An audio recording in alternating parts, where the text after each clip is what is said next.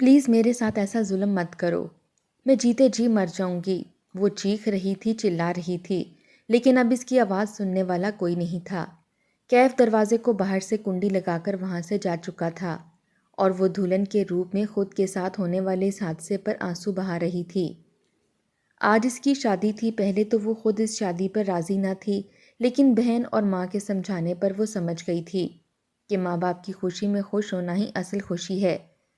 اس نے محبت کو ایک کونے میں دفنا کر اپنے بابا کے دوست کے بیٹے کے آئے رشتے پر شادی کے لیے نیک اور سچے دل سے رضامندی دے دی۔ بارات آ چکی تھی، وہ بھی پارلر سے تیار ہو کر آ چکی تھی۔ وہ اس قدر خوبصورت لگ رہی تھی کہ جو آنکھیں اس کی طرف نظر اٹھا کر دیکھتیں تو وہ کچھ لمحے کے لیے ٹھہر سی جاتیں۔ وہ پھولوں میں بہار کی مانند معلوم ہو رہی تھی۔ اس کا حسن چاند کو مان پڑنے دے رہا تھا۔ نکاح کا وقت ہوا تو مولوی نے نکاح پڑھانا شروع کر دیا۔ سب روایتی لڑکیوں کی طرح نکاح کے وقت علیزہ کا دل بھی کسی سوکھے پتے کی طرح لرز رہا تھا۔ مولوی نے قبول ہے کہ اقرار کرنے کو کہا تو وہ کچھ لمحے خاموش رہی۔ مولوی نے دوبارہ اپنے سارے فکرے دہرائے تو پھر وہ کچھ نہ بولی۔ اس کے باپ نے بیٹی کی حالت دیکھ کر اپنا شفقت والا ہاتھ اس کے سر پر رکھا تو اس نے بھی سہارا ملتے ہی 3 دفعہ قبول ہے کا اقرار کر دیا۔ ہر طرف مبارک ہے کی پکار گونج اٹھی۔ اس کی شادی پر اس کے گھر والے بہت خوش تھے۔ اس کے گھر والوں کی روایت تھی کہ لڑکی کو سٹیج پر نہ بٹھاتے۔ سالیاں دودھ پلائی کی رسم کرنے اسے اکیلا چھوڑ کر سٹیج پر چلی گئیں۔ کچھ ہی لمحے گزرے تھے کہ کیف کو وہاں دیکھ کر وہ تھک سی رہ گئی۔ ایک دم پرانی محبت کا زخم ہرا ہوا، لیکن دیکھتے ہی دیکھتے کیف نے اس کے منہ پر سفید رومال رکھا اور وہ ہوش و حواس سے بیگانہ ہو گئی۔ اسے جب ہوش آیا تو وہ ایک اندھیرے کمرے میں تھی۔ وہ بھی ساری صورتحال سمجھنے کی کوشش کر ہی رہی تھی کہ کیف وہاں آیا اور اس سے مخاطب ہو کر بولا کہ آج اس کی بہن کو سکون ملے گا۔ کیف کی بات سن کر کچھ لمحے کے لیے علیزہ ساکت سی ہو گئی کہ کیا صرف ایک بدلے کے لیے وہ اس کے ہاتھوں اتنا عرصہ کٹ پتلی بنی رہی۔ اس نے روتے ہوئے کیف کے سامنے ہاتھ جوڑے کہ اس کی باپ کی عزت کا جنازہ نکل جائے گا، وہ اسے جانے دے، لیکن کیف اسے ایک تھپڑ مار کر وہاں سے چلا گیا۔ وہ اس کا اس قدر بدلا ہوا لہجہ دیکھ کر دل محسوس کر کے رہ گئی۔ اگلے دن صبح ہوتے ہی کیف نے اسے گاڑی میں بٹھایا۔ وہ کسی ربوٹ کی طرح چپ چاپ بیٹھ گئی اور اس کے سسرال کی طرف گاڑی موڑ دی۔ کیف نے رات جو اس کی عزت، اعتبار اور محبت کی دھجیاں اڑائی تھیں وہ بالکل پتھر کی ہو چکی تھی۔ اس کے اندر سے ہر جذبہ یوں جیسے ختم ہو چکا تھا۔ وہ اپنے نصیب کی اس قدر سیاہی پر بالکل چپ ہو گئی تھی۔ اسے یوں لگ رہا تھا جیسے زندگی ختم ہو چکی ہے۔ کل جو اس کی خوبصورتی پھولوں میں بہار کی مانند تھی، آج وہ اس قدر مرجھا چکی تھی کہ ایک ایسی لٹی ہوئی عورت معلوم ہوتی تھی جس کا گھر بار سب لٹ گیا ہو اور اس کے پاس کچھ نہ بچا ہو۔ ہاں، سب کچھ ہی تو لٹ چکا تھا اس کا، کچھ بھی تو نہ بچا تھا اس کے پاس۔ ایک عورت کی عزت ہی تو عورت کی کل جہاں ہوتی ہے۔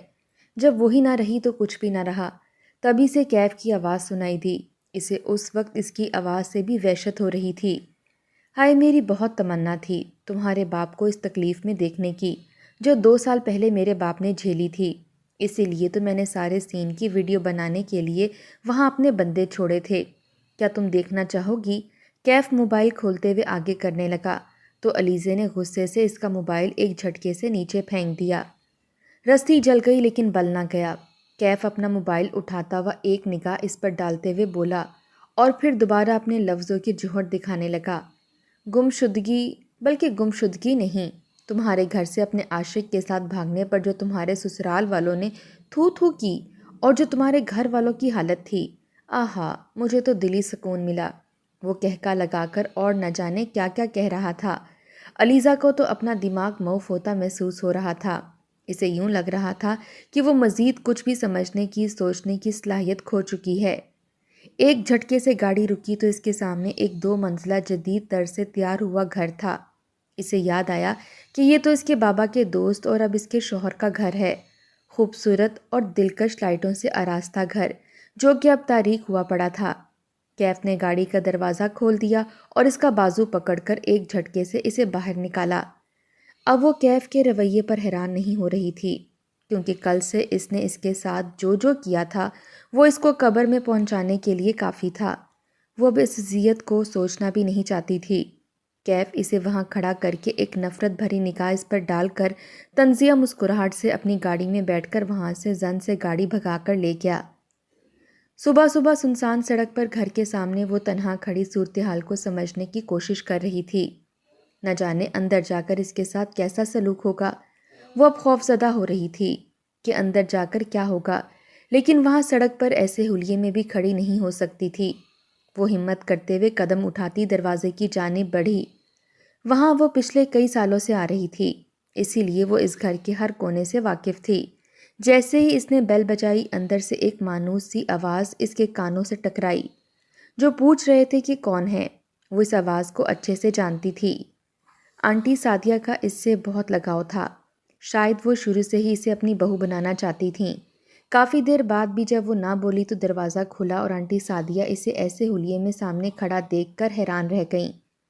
کافی لمحے تو وہ کچھ نہ بولیں، لیکن اس سے پہلے کہ وہ کچھ بولتیں، ساتھ جو باہر جانے والا تھا سامنے علیزہ کو کھڑے دیکھ کر وہ بھی شوق ہو گیا۔ علیزہ نے آنسوؤں سے بھری آنکھوں سے اس کی طرف دیکھا کہ شاید اسے ترس آ جائے، لیکن وہ انتہائی اسپاٹ لہجے میں ماں سے مخاطب ہوا کہ اسے گھر میں ایک قدم بھی نہ رکھنے دیا جائے۔ علیزہ کو اس سے کوئی امید بھی نہ تھی۔ آنٹی سعدیہ کو نہ جانے اس پر ترس آیا یا وہ تجسس کے ہاتھوں مجبور ہوئیں۔ شفقت بھرے لہجے میں اس کی طرف دیکھتے ہوئے بیٹے سے مخاطب ہوئیں کہ اس کو صفائی تو دینے دو، کہ آخر اس کے ساتھ کوئی حادثہ ہوا ہے یا وہ کہاں تھی؟ لیکن ماں کی بات بجائے سمجھنے کے ساتھ اشتعال میں آ گیا اور غصے سے ماں کی طرف دیکھتے ہوئے بولا، اگر آپ نے اسے گھر میں داخل بھی کیا تو میں اس گھر میں نہیں آؤں گا، جس نے نکاح کے 2 بول پڑھانے پر ہی میری عزت کا جنازہ نکال دیا۔ میں اس کو اپنے گھر میں بلا کر اس سے یہ تفصیل پوچھوں کہ وہ ساری رات کہاں گزار کر آئی ہے۔ وہ اشتعال میں بولتا جا رہا تھا کیونکہ اس کی بیوی کے شادی کے دوران ہی بھاگنے پر سب مہمان اپنے گھروں کو جا چکے تھے۔ اس نے ولیمے کا سارا انتظام کینسل کر دیا۔ اب اس کے اور اس کی ماں کے علاوہ گھر میں کوئی بھی موجود نہ تھا۔ علیزہ رو رو کر اتنا تھک چکی تھی کہ اب اس کے آنسو بھی نہ نکل رہے تھے۔ وہ اسپاٹ چہرے سے کھڑی سامنے دیواروں کو گھور رہی تھی جب اسے دوبارہ ساتھ کی آواز سنائی دی، اب یہاں سے جاؤ گی یا دھکوں کی ضرورت ہے؟ وہ پتھر دل بنا ہوا اس کو مزید دکھ دے گیا، لیکن اس سے پہلے کہ وہ واقعی اسے مزید رسوا کرتا، وہ خود ہی اپنا لہنگا اٹھا کر وہاں سے واپس مڑ گئی۔ اس کا گھر بھی کچھ ہی دور تھا۔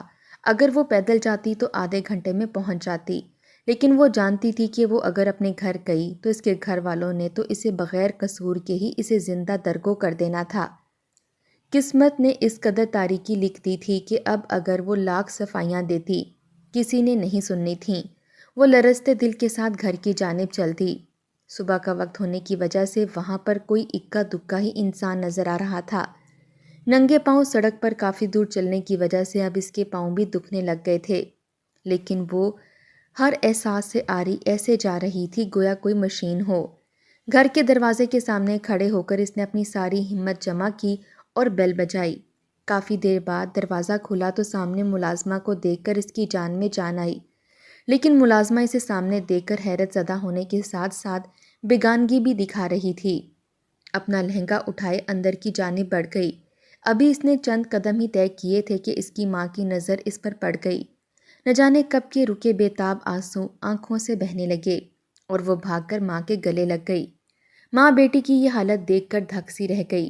علیزہ ہچکیوں سے اونچی آواز میں رو رہی تھی۔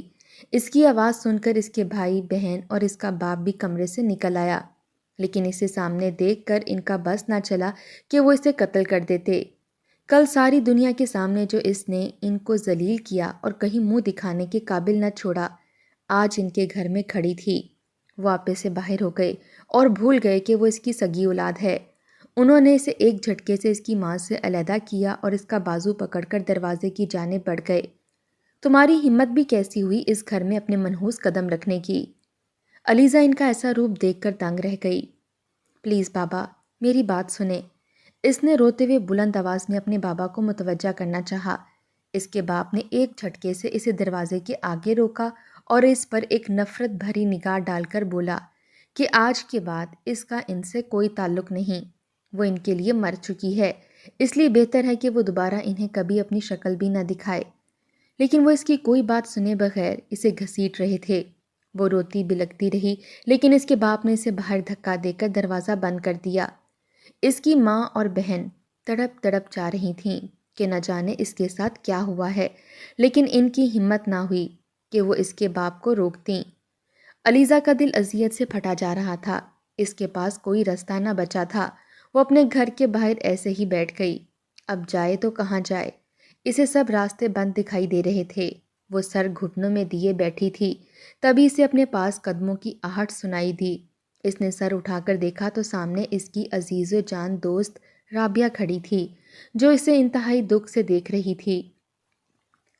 وہ بغیر کچھ کہے اسے اٹھا کر اپنے گھر لے گئی۔ اس کو اپنے کپڑے دیے کہ چینج کر لے، کھانا کھلایا تو پھر علیزہ نے ساری کہانی اس کی گوش گزار کی۔ چہرہ اس قدر اسپاٹ تھا کہ رابعہ کو خوف محسوس ہو رہا تھا۔ رابعہ بھی اس کے دکھ میں شدید دکھی تھی، لیکن رابعہ کی ماں بھی علیزہ کا وجود زیادہ دیر برداشت نہ کر سکی اور رابعہ سے دو ٹوک لہجے میں اسے وہاں سے بھیجنے کا کہا۔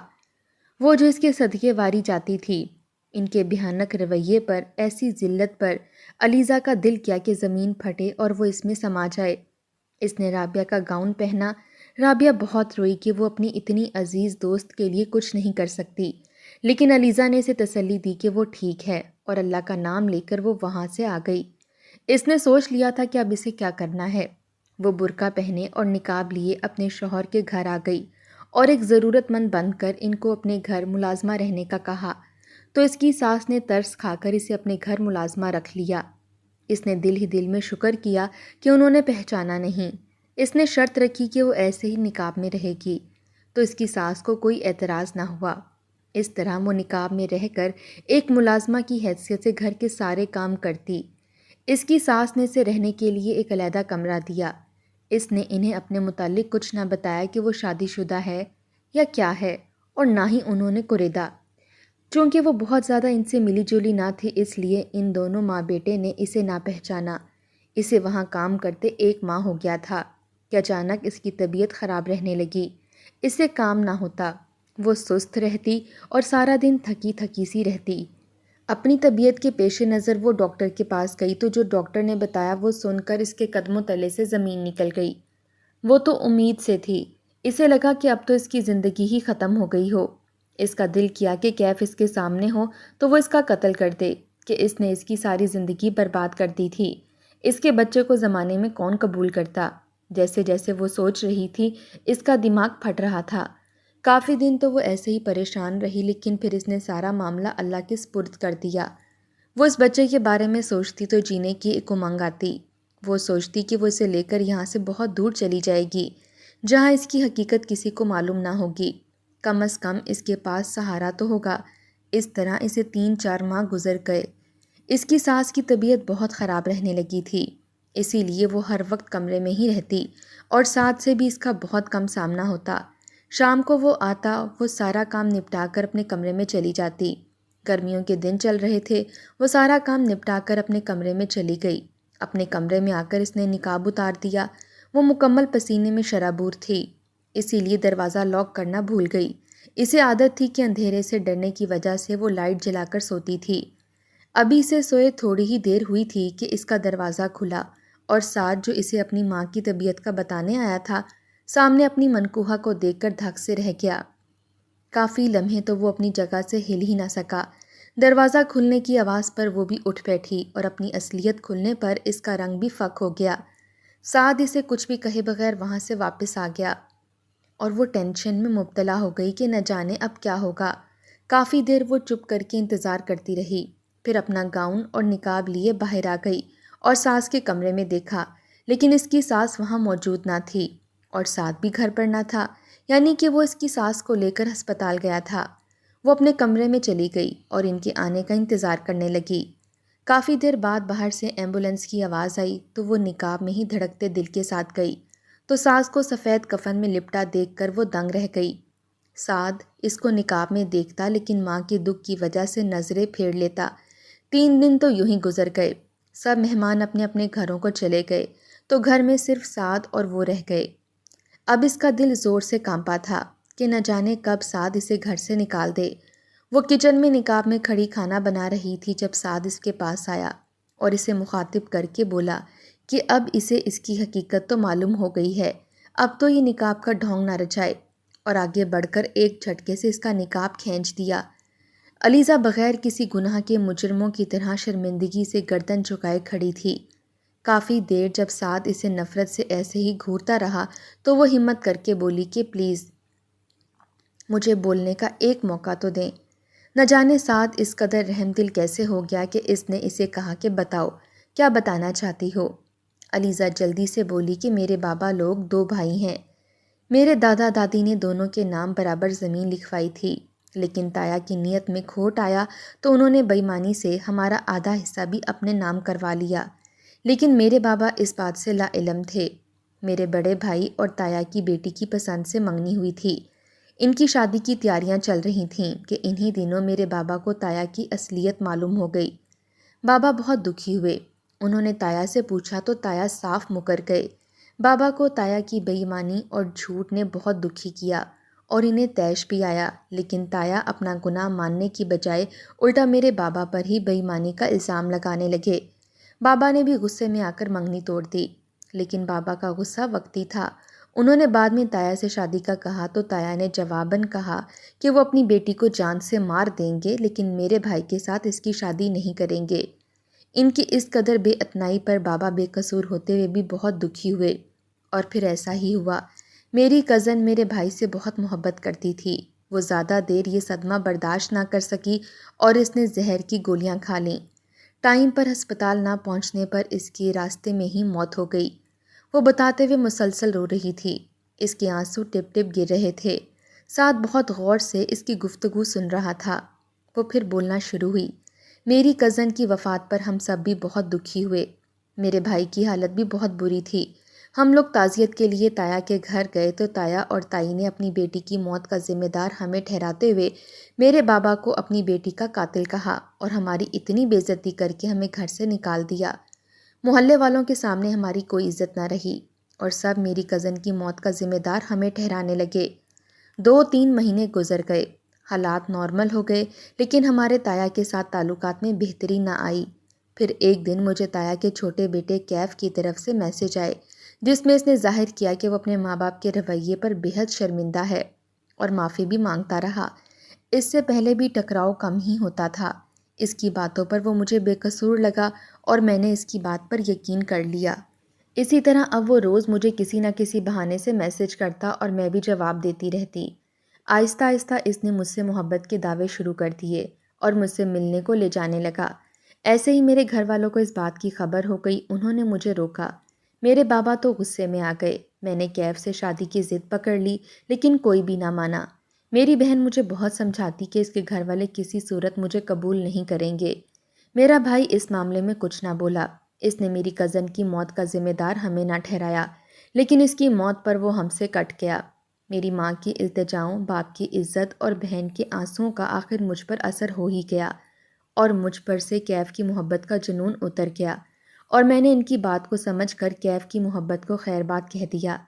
کیف بہت تڑپا کہ ایسے نہیں کرو، میں اتنی پاگل، مجھے یہی لگتا رہا کہ وہ میری محبت میں تڑپ رہا ہے، لیکن وہ تو بدلے کی آگ میں تڑپ رہا تھا، جو مجھ سے شادی کر کے وہ پل پل میرے باپ کو تڑپانا چاہتا تھا۔ پھر میں نے آپ سے شادی کی رضامندی دے دی تو میرا آپ سے نکاح ہو گیا۔ اگر مجھے بھاگنا ہی ہوتا تو میں نکاح بھی نہ کرتی سعد۔ وہ روتے ہوئے تڑپ کر بولی اور پھر بتانے لگی، کیف نے اپنے کچھ بندے جاسوسی کے لیے شادی میں چھوڑے ہوئے تھے۔ نکاح اور ریفریشمنٹ کے بعد جب دودھ پلائی کی رسم شروع ہوئی تو سب لڑکیاں مجھے اکیلا چھوڑ کر وہاں سے چلی گئیں۔ تبھی کھڑکی سے کیف آیا۔ اس سے پہلے کہ میں صورتحال سمجھتی، اس نے میرے منہ پر سفید رومال رکھا اور میں ہوش و حواس کھو گئی۔ جب میری آنکھ کھلی تو میں ایک تاریک کمرے میں تھی۔ پھر اس کے بعد جو ہوا وہ میں سوچ بھی نہیں سکتی۔ ایک اذیت نے اسے اپنی لپیٹ میں لے رکھا تھا۔ کیف کی اصلیت نے مجھے اتنا نہ توڑا جتنا آپ کی اور میرے ماں باپ کی بے اتنائی نے مجھے توڑا۔ میرے ماں باپ اس قدر بے اعتبارے ہو گئے کہ انہوں نے بھی میری ایک بات نہ سنی اور مجھے گھر سے نکال دیا۔ پھر میرے پاس اور کوئی راستہ نہ بچا تو میں آپ کے گھر میں آخری امید لے کر آئی، لیکن یہاں بھی کچھ عرصے کام کرنے کے بعد ایک قیامت میری منتظر تھی۔ وہ سر جھکائے بولی تو سعد نے سوالیہ نظروں سے اس کی طرف دیکھا تو وہ آہستگی سے بولی کہ وہ کیف کے بچے کی ماں بننے والی ہے۔ اس کی بات پر سعد کا ہاتھ ڈھیلا ہو کر پہلو میں گر گیا۔ علیزہ گردن جھکائے کھڑی تھی۔ جب اسے اپنے کندھے پر دباؤ محسوس ہوا، اس نے سر اٹھا کر دیکھا تو سعد نے اسے حوصلہ دینے والے انداز میں کہا کہ میں تمہیں ایسی حالت میں قبول کرتا ہوں۔ اس کی بات پر علیزے کو گویا کسی نے نئی زندگی بخش دی ہو۔ وہ بے یقینی سے اس کا چہرہ دیکھنے لگی۔ لیکن یہ بچہ، وہ مایوس اور شرمندہ سی بولی۔ تو سعد نے کہا کہ وہ بچہ بھی قبول کرنے کے لیے تیار ہے۔ علیزہ کو وہ ایک خواب محسوس ہو رہا تھا، لیکن وہ خواب نہیں تھا، وہ ایک حقیقت تھی۔ وہ خوشی سے سرشار ہو گئی تو سعد نے اسے آگے بڑھ کر گلے سے لگا لیا۔